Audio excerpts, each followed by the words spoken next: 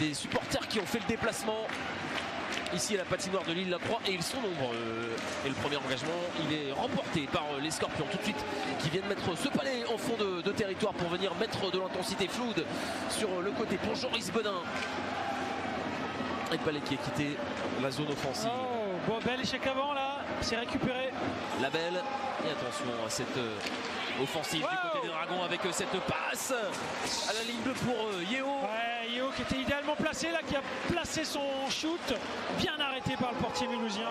La passe à la bleue avec Dorion, le tir, il y a Guerif qui parvient à dévier ce palais et ça vient chauffer forcément. On a été bousculé là depuis 2 minutes du côté des Scorpions après une bonne entame. Là c'est bien plus compliqué. Sans Neza, Neza que c'est bien joué. Le tir enchaîné de Andrew Johnson. Quelle sortie de zone de la part des Dragons de Rouen. C'est parti à 1000 à l'heure là, de la récupération jusqu'au lancer. Récupération, passe. La première passe va sur Neza qui déborde et Neza retrouve Johnston qui était au centre, qui avait troué la défense des Scorpions. Et heureusement le gardien s'est interposé. Le héros du match précédent. Et attention avec cet arrêt de la part de Mattia Pintarik du bout du patin. Le mauvais contrôle de Chad. Super passe de Pernou là pour Pietorino. Oh, il a cherché Hervé. Attention avec le tir de Guimont et qui vient s'envoler finalement se lancer directement sur le filet de protection. Il en a regardé sa palette derrière alors qu'il reste moins de 10 secondes à jouer. Mattia Pintarik à qui fait la passe cède du plexiglas pour dégager son camp et c'est la fin du premier tiers-temps. Les deux formations qui rentrent au vestiaire dos à dos, 0-0, un résultat qui ne reflète pas pour l'instant la physionomie du match. Pour l'instant une rencontre très offensive. Les supporters et derrière nous c'est aussi très impressionnant. En tout cas c'est parti pour le deuxième acte de cette rencontre entre les Scorpions et les Dragons de Rouen. Ils sont à la récupération, ils sont partout les Dragons de Rouen dans ce deuxième tiers-temps avec cette superbe feinte, le tir enchaîné de Guimont et quelle parade, quel arrêt de la part de Anthony Moron qui vient mettre fin à cette superbe séquence de possession de la part des Dragons en zone offensive. Et là on voit Guimont qui efface carrément son vis-à-vis, qui peut donc s'avancer et essayer d'ajuster Moron. Le décalage sur le côté, Pistilli qui repasse pour Pietro Niro, le tir et c'est Neza qui vient dévier de la crosse pour Kevin Ekfeuille. 10 secondes encore à faire avec 2 joueurs de champ supplémentaires pour les Scorpions. L'axo pour Ekfeuille. Ouais, le tir de Ekfeuille, quel arrêt de Mattia Pintarik qui laisse le rebond. Et un arrêt encore derrière, il est fantastique. Le gardien des Dragons de Rouen, toujours bien placé. On revient à 4 du côté de Rouen. Avec le tir lointain, la déviation, et Palais qui vient toucher le filet de protection. Mattia Pintarik en majuscule. Ouais, Joël Caron, attention que c'est bien joué. Le tir de Roland Vigners qui avait fait la différence. Oh que c'était bien fait. Et la parade, elle est fantastique. Et elle est signée Anthony Moron. Super bien suivi. Il était peut-être surpris par la passe au début, mais après il a bien suivi Vigners. 30 secondes encore à faire dans cette disposition.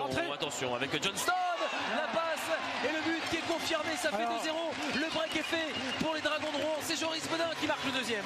Alors je sais pas si le but va être accordé parce qu'il me semble que la cage avait quand même bougé. Mais en tout cas, il semble être accordé effectivement, qui marque dans la cage, mais il me semble quand même que la cage a bougé avant.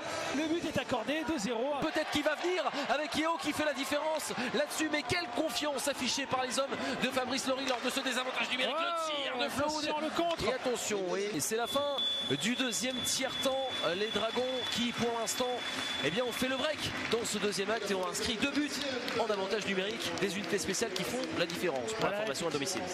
Dans ce troisième tiers-temps, 2-0 pour le moment, ils ont fait le break, les hommes de Fabrice Lenry, et sont à 20 minutes d'un nouveau succès en Ligue Magnus. Le tir lointain directement dans le camp d'attrape de Mattia Pintarik. Floud, attention à cette situation.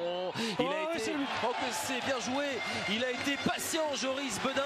Il a attendu que Maron se couche et ça fait 3-0 pour les Dragons de Rouen. Moins de 20 secondes après le début du troisième tiers. Là on voit, c'est Lampérier il me semble qui a récupéré ce palais pour retrouver Bedin, en tout cas qui a contré le palais de Chamonix comme l'oiseau. Et c'est vrai que Oh, attention avec ce palais qui termine sa course au fond des filets et que celui-ci va faire mal au Scorpion de Mulhouse. 4 minutes de jeu dans le troisième tiers-temps et désormais 4-0 pour les Dragons. Sur un chute contré à la base. Il n'a pas hésité une seule seconde de Loïc Lampérier. Hilbert, nouvelle séquence de possession du palais avec le tir en pivot et encore un but. Ça fait 2 en moins d'une minute pour les Dragons de Rouen et 5-0 désormais pour la formation à domicile. La passe pour Guimond. Attention, on fait bien circuler. Le tir finalement de Joël Caron. Oh l'arrêt, non, ça fait but. Et encore un but pour les Dragons de Rouen. Ça fait 3 en moins de 10 minutes. 6-0. La démonstration est totale. La défense de Mulhouse n'était plus là. Hein. Première fois, deuxième fois, troisième fois. Et on y... Ah non, c'est quatrième fois. Et voilà. Oh là là, oui, c'est trop, c'est trop. Et c'est terminé. Finalement, c'est la fin de cette rencontre. Démonstration de la part des Dragons de Rouen qui restent sur leur nuage après leur qualification en quart de finale de CHL. Victoire 6-0 face aux Scorpions de Mulhouse.